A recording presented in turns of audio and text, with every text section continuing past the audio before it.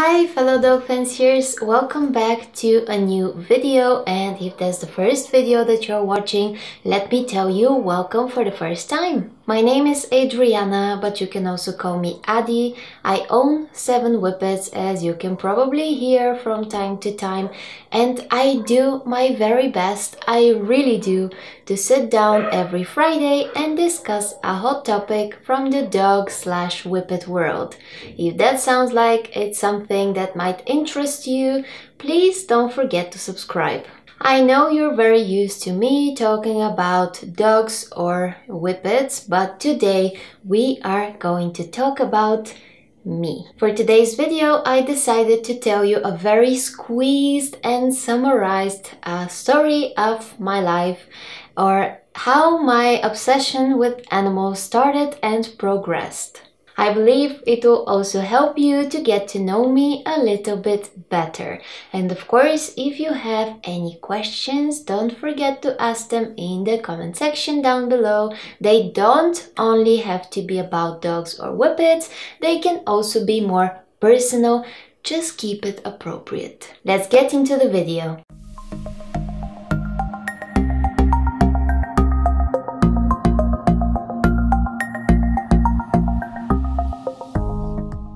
When I was born, my parents already had a 1-year-old East European Shepherd. Her name was Ria, and she was also our very first family dog.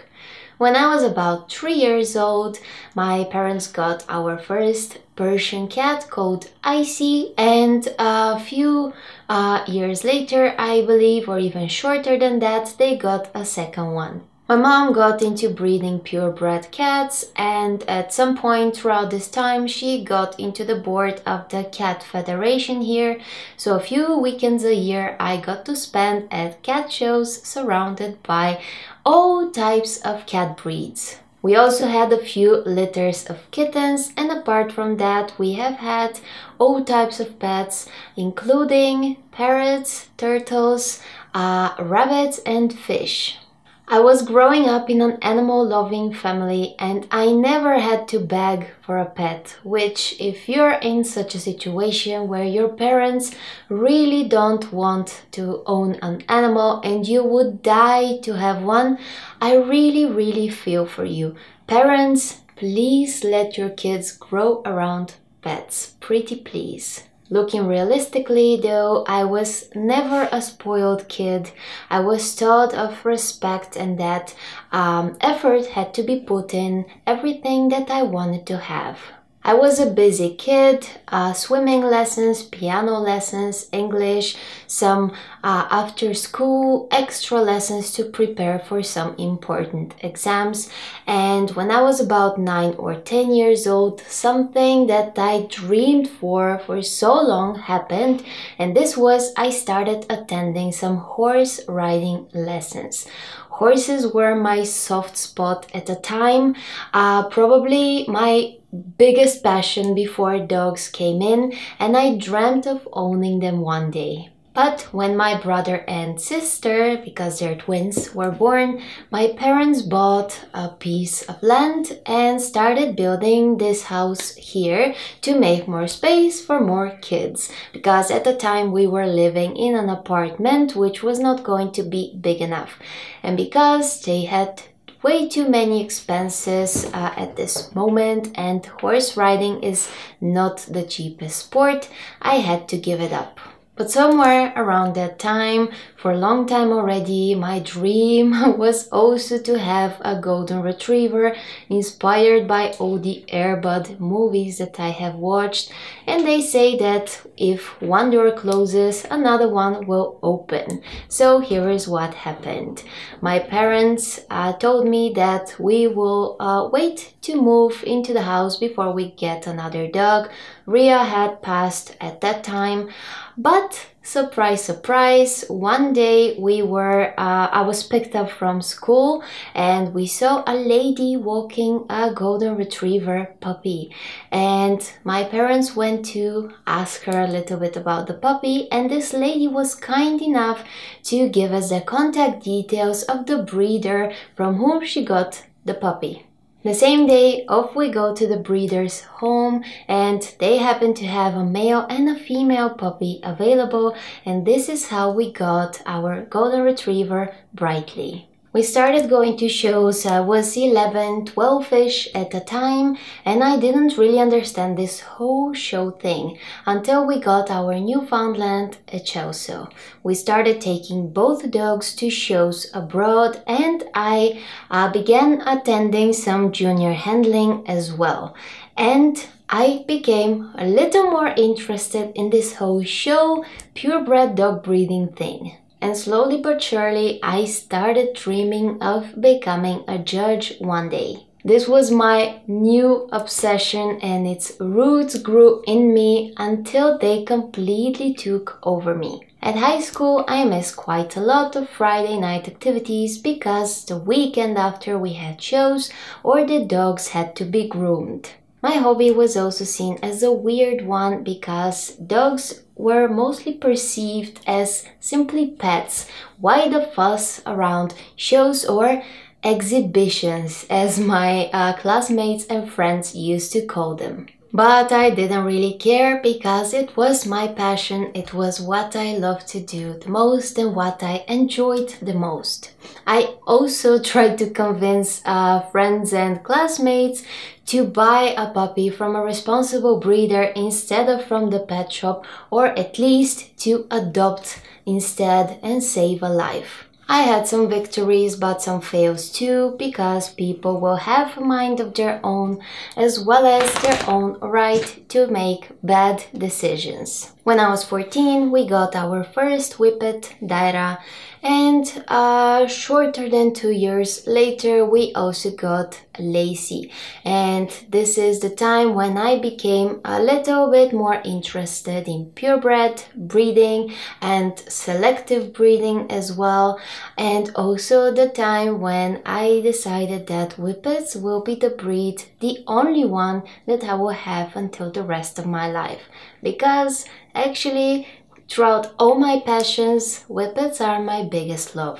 It's worth mentioning that I grew up with channels such as National Geographic and Animal Planet, and to this day I know crazy facts about some crazy animals. And because I'm always willing to learn more, I am extremely enthusiastic about different types of pets, most of which I will probably never own because we would just not be a good fit, but I like to learn no matter what, just because I guess. I was and still am a little bit of an introvert, and a bunch of people on a new place that I'm not familiar with make me uncomfortable, at least at the beginning, and animals have never ever made me uncomfortable.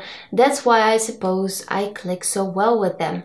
Except for bugs and spiders, those tend to scare me. Back to the storyline, it was about time I had to decide what I wanted to continue studying after high school and what university I wanted to go to. All I knew was that if it wasn't going to be about animals, I didn't want it and I was not going to do it. And this is how I found a University of Applied Sciences in the Netherlands that offered the Bachelor of Equine, Leisure and Sports, or in other words, horse sports and management. I was obviously sold, and right after high school I left my family and my dogs to go and live in the Netherlands, where I spent a total of 5 years. But 2 years into the study, I realized that it wasn't for me. I was just a girl that was riding horses for leisure and just loved the animals, and I was surrounded by a bunch of native Dutch girls that were born on a horseback. They were competing in at least one discipline and had a minimum of 2 horses, and I just felt it wasn't my place. So I quit and I continued working for a fantastic, worldwide, well-known, respected, reputable breeder of Irish wolfhounds.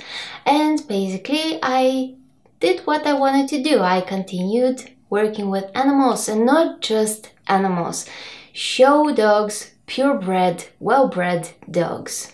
I learned so very much. The connections I made there were so precious and still are precious to me, but because nothing lasts forever, I had to leave and continue searching for my own path, and so I came back here to my own dogs. After I gave up on my horse study, I learned one thing for myself, and that is that it is very difficult to use animals directly as the main source of stable income without compromising at least one part of their welfare. This is solely my opinion. And this is why eventually I have decided that I would do something that is not related to animals, but something that will pay for my expensive hobbies. And so currently I work full-time, I work something that is not related to animals, and I'm also in university and my study is also not related to animals. And yet, life is full of surprises. I don't really make strict promises to myself apart from the promise that I will always and forever love animals. And I don't know where I will find myself a month from now. Speaking horses, I haven't sat on a horseback for what I believe is 2 years, but my sister has replaced me in my horse dream. She rides, sometimes competes, and I join her in every lesson and every competition, and I get to enjoy horses every single week. She's just as obsessed with them as I am with dogs, and I think that her horse obsession and my dog obsession are a match made in heaven. So that was my very squeezed and summarized life story of how I became and continued being obsessed with animals, especially dogs, especially whippets. I hope you enjoyed. I wish you a fantastic weekend and a not too busy week afterwards, and I will do my very best to see you next Friday with a new video. Bye bye!